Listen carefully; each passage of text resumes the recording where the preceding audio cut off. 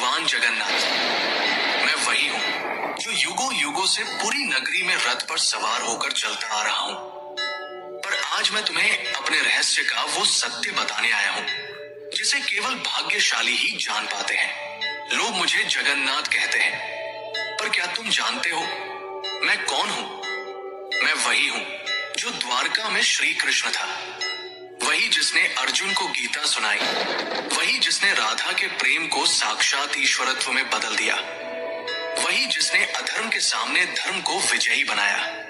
जब द्वारका का अंत हुआ, मेरा पार्थिव शरीर समुद्र में प्रवाहित कर दिया गया, पर मेरा हृदय, मेरा चेतन तत्व नष्ट नहीं हुआ।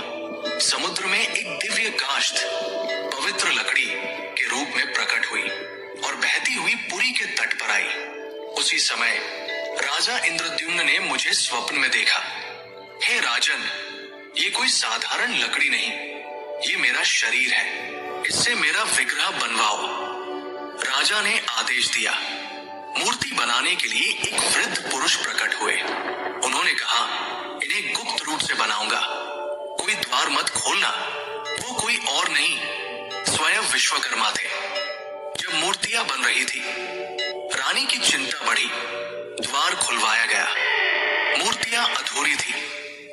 मेरे हाथ नहीं थे, मेरे चरण नहीं थे, पर तभी आकाशवाणी हुई, यही मेरा विराट रूप है, यही मेरा जगन्नाथ स्वरूप है, जहां मैं हर सीमा से परे हूं।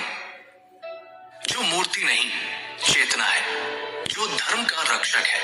राजा ने मेरे उस दिव्य हृदय को मूर्ति में प्रतिष्ठित किया। वो हृदय जो श्री कृष्ण रूपी मेरी चेतना का केंद्र था, वो आज भी मेरी मूर्ति में वास करता है। हर 12 से 19 वर्षों में जब मेरी मूर्तियां बदली जाती हैं, उस हृदय को गुप्त रूप से नव विग्रह में स्थापित किया जाता है। कोई उसे देख नहीं सकता, कोई उसका वर्णन नहीं कर सकता, क्योंकि वो हृदय भौतिक नहीं, दिव्य है। मैं वही हूँ जो कृष्ण है, विष्णु है और फिर भी सबसे परे है।